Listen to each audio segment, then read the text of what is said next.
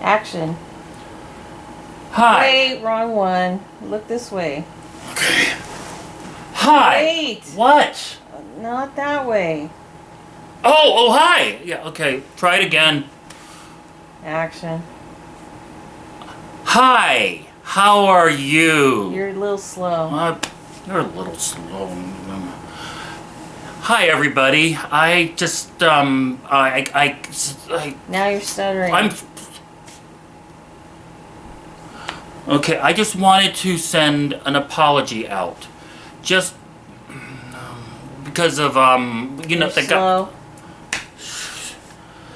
Last week's vlog, I did an interview, part 2, with, Todd Valcourt. Yeah, Todd Valcourt. And, one of the guys I named in the photo was named Jim Ambergita. And apparently that wasn't Jim Ambergita in the photo. So I want to apologize. Big time. Big time to apologize. I want a huge apology saying I screwed up. Even though I found it on the internet, I accept full blame, and that was not Jim And bad researching. And bad researching. It's my fault. I'm sorry. So fake news. Fake. Anyway, anything else? Nope. Roll credits. We've come a long, long way. I'm not afraid any longer. We've come a long, long way. Our love is getting stronger. We've come a long, long way, and the future's looking brighter. We've come a long, long way. Our love is so much tighter. Hi, everybody. I wanted to give a little bit of an insight about myself that I don't share that often. It is about something called Obon. Obon is a Japanese festival that's sometimes compared to Dia de Muerte. It is the time of the year where the Japanese celebrate the passing of a relative by having their spirits come back. Essentially, that's what this festival is about. And the people and the spirits congregate together while Japanese folk dancing and folk music is played. Now, I was raised Buddhist. People have been attaching Obon with Buddhism for a very long time, when it's more of a Japanese Buddhist type thing rather than just a Buddhist thing. Obon can be seen all the way back in the 18th century in Japan, where it was known as Bon. Back in the 1890s, there was this huge immigration boom in the United States. A lot of Japanese people came to work on the railroad because they heard there was lots of jobs. As they came across the Pacific, many of them decided to stay in Hawaii because there was farm work to do and the land was cheap, relatively. And then the rest came to the continental U.S. Even though the Japanese Isaos, or the first generations to immigrate, came to the United States, they still celebrated the Japanese traditions such as Obon. Now there are several celebrations of Obon in the United States, well over 200 every year, and many are tied with the Buddhist churches of America. Each festival is composed of the folk dancing known as odori and ondos, which are considered the Japanese folk music. In some cases in the United States, some of the churches that celebrate Obon have booths that sell food, some have carnival games, some have raffles and bingos to help support the church or the organization. It just depends on the size of the congregation. Now, to go back a little bit, Hawaii has these festivals every year, but because the number of Japanese ancestry that still pertain on the island, about 35% of all Hawaiians can date their ancestry back to Japan. So that's why there's so many Obon festivals every week in the summer on the different Hawaiian islands. And they seem to take it to an extreme as they have live musicians playing and performing during the dancing. And one other interesting fact, if you ever saw the movie Karate Kid 2, they actually had a large part, in fact the climax of the movie and the last battle takes place during an Obon Odori in Japan, which was actually Kauai. So you're probably wondering why I know so much about this? Well, for many years my mom taught Obon Odori at my parents' church. She taught for about 30 something years, and she said it was amazing exercise. And unfortunately, I, as a child, had to go to many of these obons at different churches in different areas and listen to the music many, many times. But I've gotten to an age where I could almost appreciate it, so I'm ready to show you one. One more thing. Let's look at the outfits that they wear. I'm not going to wear the traditional outfit called the kimono, but my assistant will.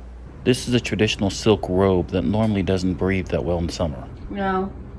Okay, how about a less formal happy coat? This coat is called a happy coat. It's made out of cotton and much more modern. This is better.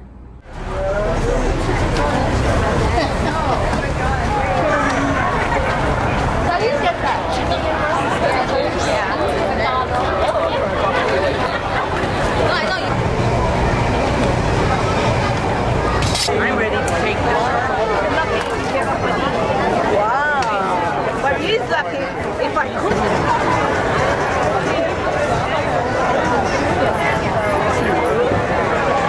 Team. In the N column, N32. N32. O69. B2.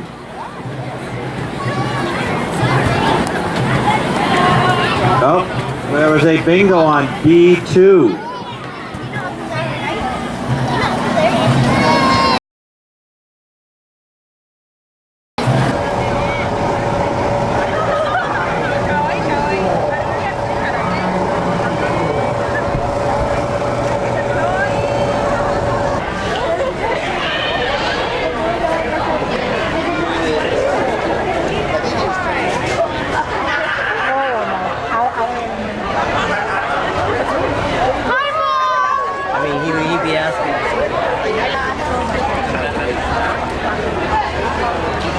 Okay. This right here, this drum is called a taiko. It's a very big bassy drum that's normally hit by two giant drumsticks. That right there is normally where singers go. That's another taiko right there. Around the yagura are the chochin of those people who have passed away between the last Obon and this Obon. Tonight's dance is being dedicated to all of these individuals. Thank you everyone for helping us to not only remember their lives, but to remember their lives in celebration and joy. We have a great time and let's dance. 遠く離れて思うのはカモメ飛ぶ飛ぶ松原よおいら二人で会ったとこあの子は僕が好きだった好きだった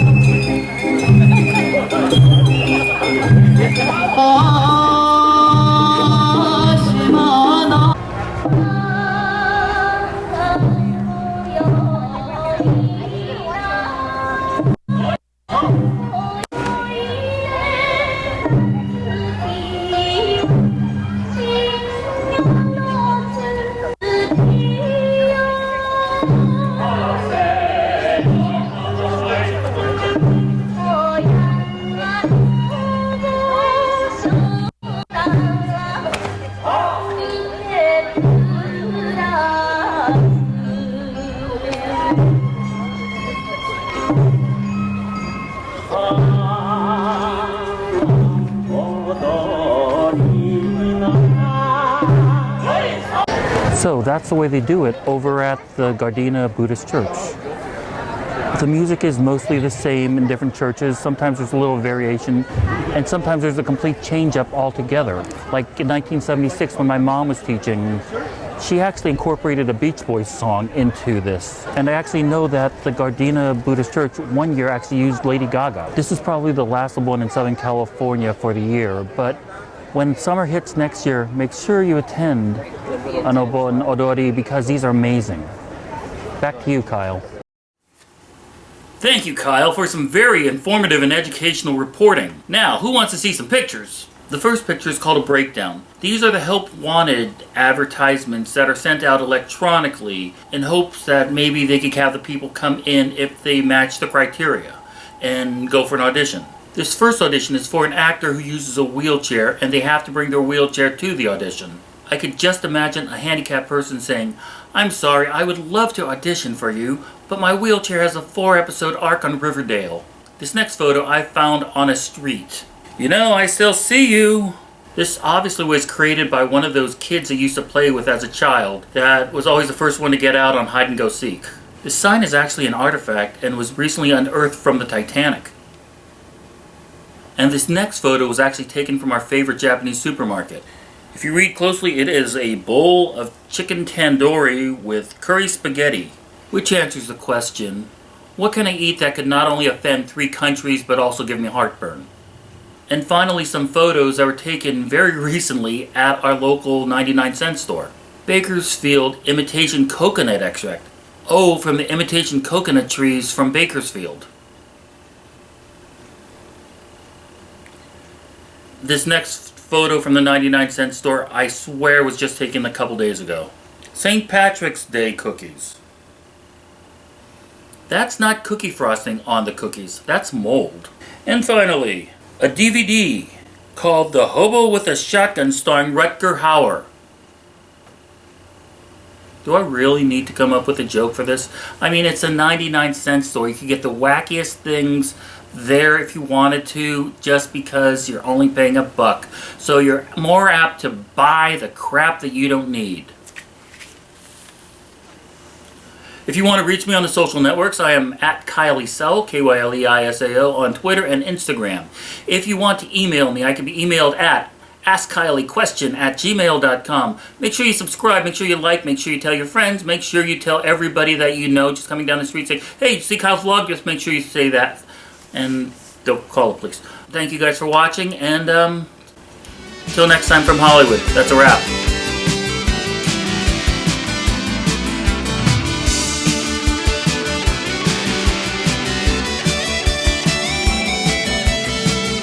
This is the same stuff they make my patio furniture out of.